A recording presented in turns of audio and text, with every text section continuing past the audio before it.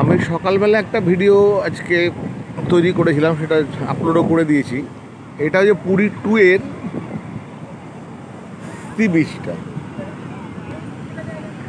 আপনি চিন্তা করতে পারছেন আজকে নবমীর দিন, পুরীর বিচের অবস্থা দেখুন, কিন্তু পুরীর 2 আর ওই যে দেখা যাচ্ছে দূরে আলোগুলো, ওটা হচ্ছে স্বর্গদ্বারের দিকে, সি বিচ রোড ওইদিকে চলে গেল। ওইদিকে লাখে লাখে মানুষ। আমরা দুপুরবেলা গিয়েছিলাম, ওখানে পারিজাত হোটেলে খেয়েছিলাম 1 ঘন্টা ওয়েট করে। এইখানকার অবস্থা দেখুন,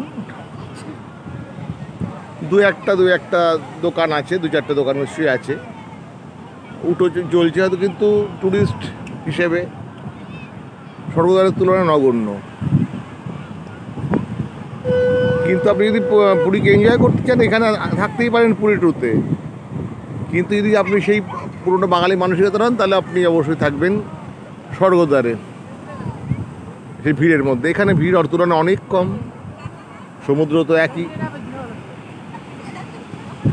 একই রকম ঢেউ, আগে 1 কিলোমিটার আগেও যা ঢেউ, 2 কিলোমিটার পরেও তা ঢেউ এখানে সমুদ্রে। অথচ কিরকম হালকা হালকা, এটাই মানে মনে হচ্ছে যেন 80-র দশকের যে স্বর্গদ্বার ছিল, 70-র দশকের মাঝামাঝি থেকে সেই রকম বিচের অবস্থা, সেরকম তুলনায় অল্প লোক।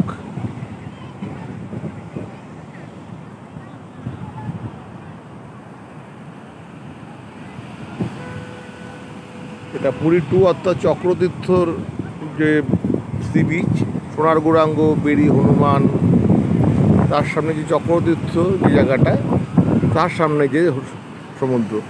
অনেক মানুষই কিন্তু পুরীতে অর্থাৎ পুরনো যে স্বর্গদ্বারের ওখানে জায়গা পাননি হোটেলে, বা তারা সামনে এদিকে চলে এসে, তো এদিকের হোটেলগুলো কিন্তু চার্জ অনেকটাই বেশি। পিছন দিকের হোটেলের ভাড়া আমি বলবো স্বর্গদ্বারের তুলনায় বেশি। এখানে আরও হোটেল তৈরি হচ্ছে, এইসব হোটেলগুলো তৈরি হচ্ছে, কিছু জায়গা খালি রয়েছে।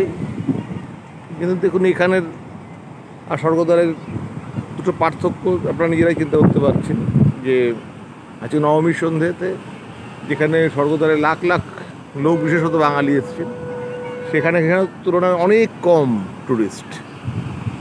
অথচ আপনি এখানে সমুদ্রকে একইভাবে উপভোগ করতে পারবেন। মন্দিরে তো যেতে হবে, সেই টোটো করে অটো করে সে ওখান দিয়েও যেতে হবে, হয়তো ওখানে একটু কম তুলনায় ডিস্টেন্স, এখানে হয়তো 2 কিলোমিটার বেশি। কিন্তু এদিকে লোকে ঘুরতে আসছি শ্রী সোনার গৌরাঙ্গ বা বেরি হনুমানজির মন্দিরে।